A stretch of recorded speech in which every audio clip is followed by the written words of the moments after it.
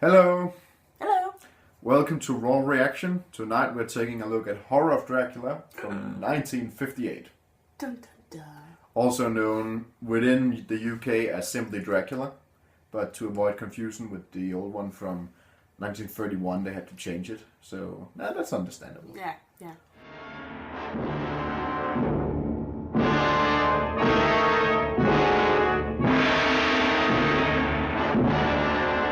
This one is with the Christopher Lee, the Prince of Darkness himself. I think that title goes to Ozzy Osbourne, but fair enough. No, he's the original Prince of Darkness. That's Christopher Lee. True. Yeah. And of course it stars Peter Cushing also, who is Van Helsing. Yeah. So yeah, Christopher Lee, arguably the second most popular Count Dracula of all time. Of course, only upstaged by Bela Lugosi himself. Yeah. Yeah, and you can see why, because he's a very iconic Dracula, and of course I'm a bit biased because he's my favorite actor of all time. Yeah. So And he only got better. yeah, Better and better. he's like, as I think we discussed that, like a fine wine or brandy. Fine brandy. The older he gets, the better he acts. Yes. So yeah, this was a very interesting movie. It was very different from the last one from 1931 because it was a brighter movie. It's brighter, very loud. Very loud. Very loud. There's some scenes in which, well, nothing really happens, but the film decides it needs to have a musical score anyway, or at least some sound effects to underline, well, what's going on. Yeah, be scared now. Yeah. You have to be scared now. Okay. Yeah. And it's very, yeah, he warned me before we watched it. It's been some years since I've watched it, and he said, be warned, it's very loud. And it is. And that opening. Yeah, the opening though. With, yeah.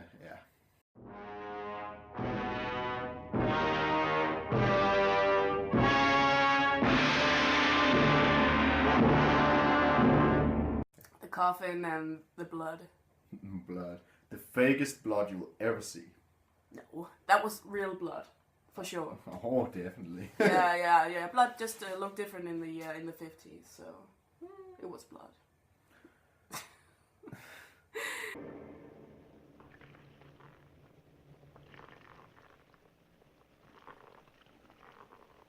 The plot of the movie is very similar to, well, all the other Count Dracula movies. However, it is very different in at least the opening. The opening and throughout the rest of the movie, actually. Yeah, the pacing is very different, actually. Yeah, so in this version, Jonathan Harker is not a real estate agent or solicitor. He is a librarian who goes to Klausenberg in Austria-Hungary to work for Count Dracula as his personal librarian. But the difference here is that from the very start he knows that Dracula is a vampire. So, well, he of course has to destroy them. Yeah. That doesn't go so well, and we have the rest of the movie, which we will go into in the spoiler section. Yeah. As we discussed, I really like the fact that it takes place in Austria-Hungary, because, yeah, of course, the book and all the other movies primarily takes place in London, and that's fine. And ordinarily I'd say stick to the plot. But you know, it's kind of refreshing that you have these alternate takes, and well, we're sort of doing our own thing. Yeah. And that's a consistent theme with all of the Hammer horror movies that started in the 50s and, well, actually went for a really long time. That is that they take existing concepts like Frankenstein's monster, the mummy, of course Count Dracula, and they sort of give their own spin to it. Yeah. There's also some scenes with Peter Cushing as Van Helsing, where he talks about the weaknesses and the abilities of a vampire. Yeah. They are completely very different sometimes. Yeah, and they discuss, oh, can a vampire turn into a bat? No, that's just superstition. Of course not. Another thing, I always understood that if there were such things, they could change themselves into bats or wolves. That's a common fallacy. Homeward. The study of these creatures has been my life's work.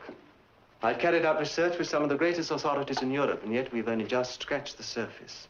Of course, we know in other media forms of Count Dracula that they can. They But can, they can in this version. Yeah, but it's very like scientific. There's this wonderful scene where Peter Cushing, Van Helsing, listens to a tape from his colleague. It's very like scientific, and okay, he notes it down. And No, I actually doesn't. I actually don't think it's a tape of his colleague. I think it's a recording he made himself. Is it? Like what's it called? Like a documentary he made himself in a way on audio tape for later use. Like a journey. Like a journal, because they have that in the book as well. I didn't know that. Dr. Seward has this recording device in which he records his diary through voice. Okay. So it's like an early ebook, audiobook. Certain basic facts established. 1. Light. The vampire allergic to light. Never ventures forth in the daytime. Sunlight fatal. Repeat, fatal. Would destroy them. The movie does really well in terms of camera technique is that it has a lot of tracking shots and a lot of transition shots that modern movie audiences won't be too familiar with, because they have sort of shifted to more quick scenes in modern filmmaking. Yeah. But it surprisingly works really, really well here, and you can feel that the movie has a natural progression in a way. And when there are these scary, not jump cuts, but scary interludes between the scenes. Yeah, you feel time pass. You feel time pass, and you feel like every scene is important in a way. I mean, like all movies, there are some takes that perhaps should be redone or reshot or something. Yeah. But for the most part, there's actually really good flow. Yeah, and also they're not some jump cuts per se, but that's something I'm really, really tired of in the modern horror movies. It's such a cheap trick. But here it's like, get a build up, you get a real scare, because it's not like a jump cut in a sense, but the music and the pacing, it just builds up naturally, and that's scary to me.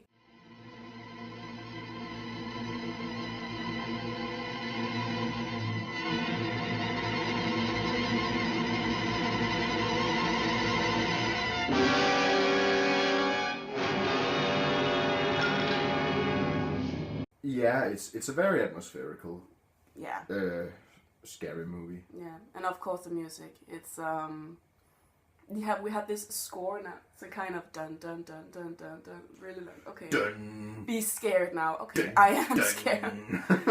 So yeah, and without going into spoiler territory, there's also some minor changes to not minor, actually really major story changes to a lot of the characters. For example, Jonathan Harker's fiancée is not Mina, it's Lucy.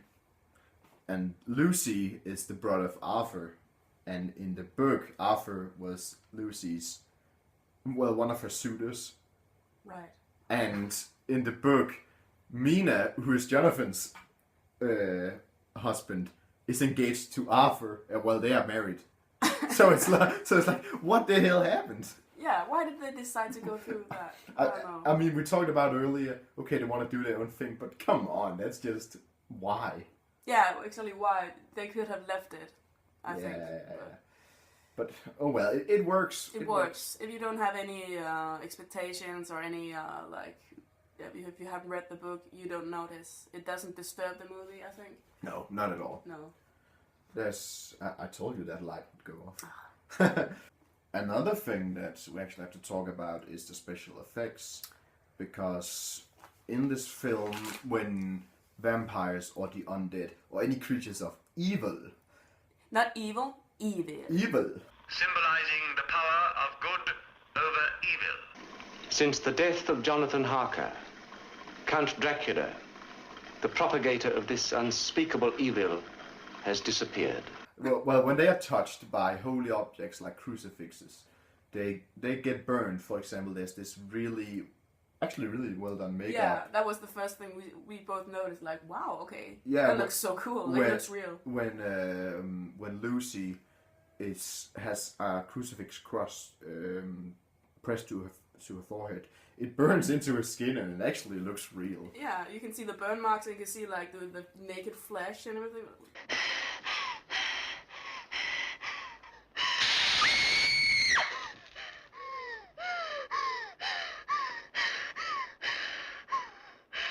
And speaking of horror, Hammer horror movies, it's impressive the career Christopher Lee got with his role as Dracula. He went on to star as Dracula in What was it, 6, 7?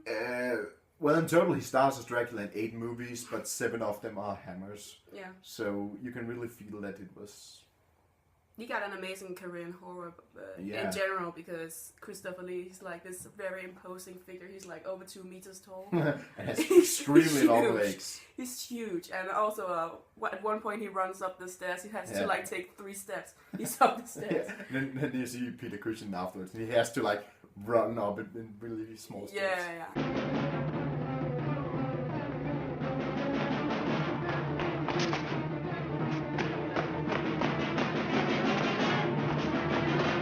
The way he carries himself, he's so stiff, and he's very cold when he talks to everyone. To everyone, yeah. Yes, and I'm delighted. I'm sure you are. Mr. Harker, I'm glad that you arrived safely. Count Dracula. I am Dracula, and I welcome you to my house. And I should personally say, of course, a lot of people are gonna prefer Christopher Lee to Bela Lugosi, and that's fine. I can totally see where you're coming from. Yeah, because Christopher Lee. Yeah, because he is that good of an actor. Yeah. He's my favorite actor. So yeah, this is one of those movies in which there are some very heavy sexual overtones. Oh yeah, I think this is the first time in movies like there's really there was a hint, we talked about it, there was a hint in the 1931 version. Kind of sexual undertones. He's like, bam, okay, tenfold sexual undertones because this when Lucy, she lies in bed, she opens her window, she takes off her necklace, her crucifix necklace, and just lies it on the table, and she's just like, okay, I'm ready, Christopher Lee.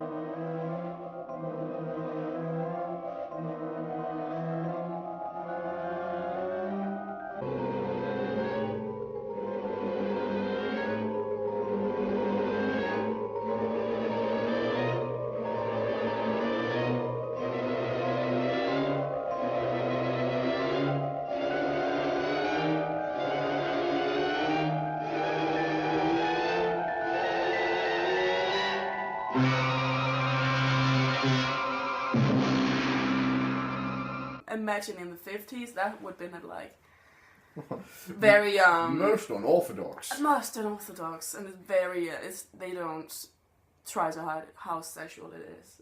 So yeah, like all movies, it's not perfect. There are some flaws in it, and a lot of it stems from the time period in which it was made, because you can really feel that although you have Peter Cushing and you have Christopher Lee and they do a heck of a job, some of the ways they're speaking is kind of really off topic, really old timey, and it makes it feel really cliche. Yeah, kind of dated. Yeah. I know it's 1958, but mostly the dialogue and the concept, it's timeless, but sometimes it's really, really dated, and like do you have some examples like? Well, like except for evil. Evil. That's cool, because that's I just think everyone should say evil. Unspeakable evil. There's that really fucking annoying kid. Oh yeah, this child actor is. Yeah, where do we start with her? It's like I don't hear her speak. I just hear like this squeaky. You hear someone who. Well, I was out by myself, and she came up to me, and she said, "Hello, Tanya, shall we go for a little walk?" And I said yes, and we went for a walk, and then someone came along, and she ran away and left me, and I was lost. Yeah, and all you can say, like, shut up, make it end. Yeah. Shut up. Spoilers if you don't want to figure out what happens in the story from here on. Go watch it. thank you for watching and go watch it Bye. now. Yeah. So yeah, well, Jonathan Harker is turned into a vampire. He fails in his mission, and Van Helsing shows up to, well, kind of investigate his disappearance. Yeah. And, well, he finds Jonathan Harker in the coffin in Castle Dracula. And I love his expression, like, oh come on, come on, you dude, you had one job. Yeah.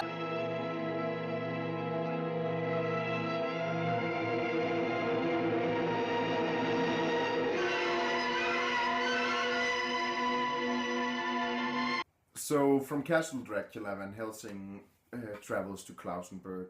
No, not Klausenberg. It's another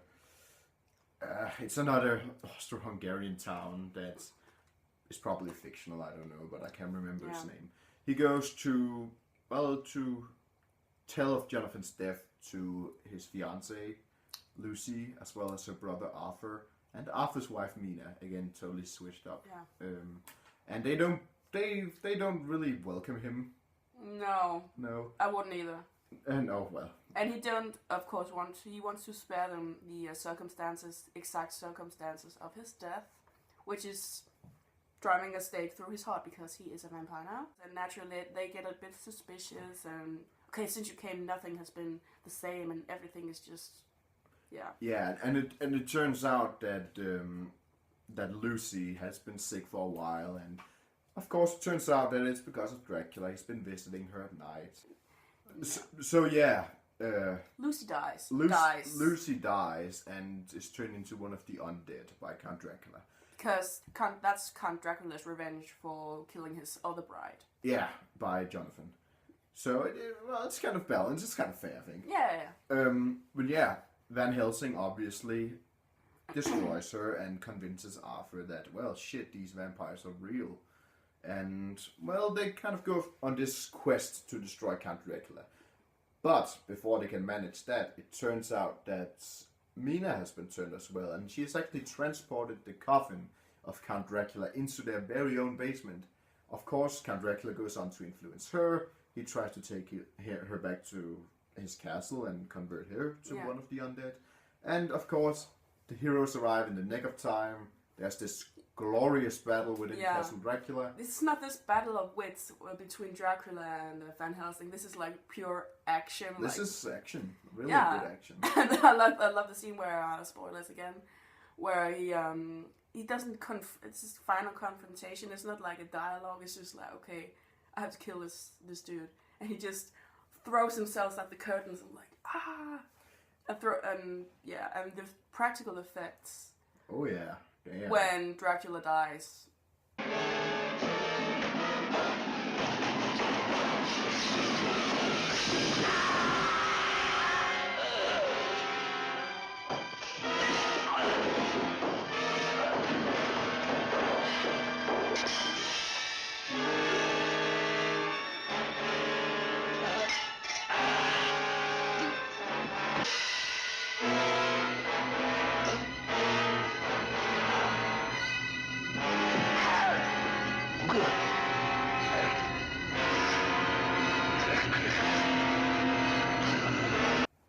That's awesome. There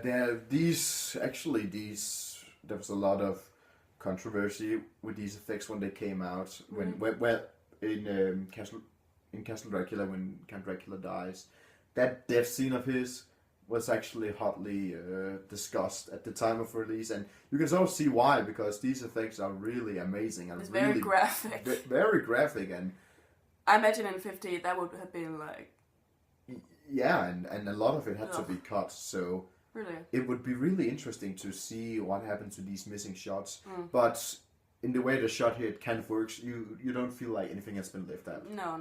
Dracula, he turns to dust, and you see the ring, like the remains, like his hand is just ashes, and you see the ring, and there comes this gust of wind, and just blows his hand away, and only the ring remains.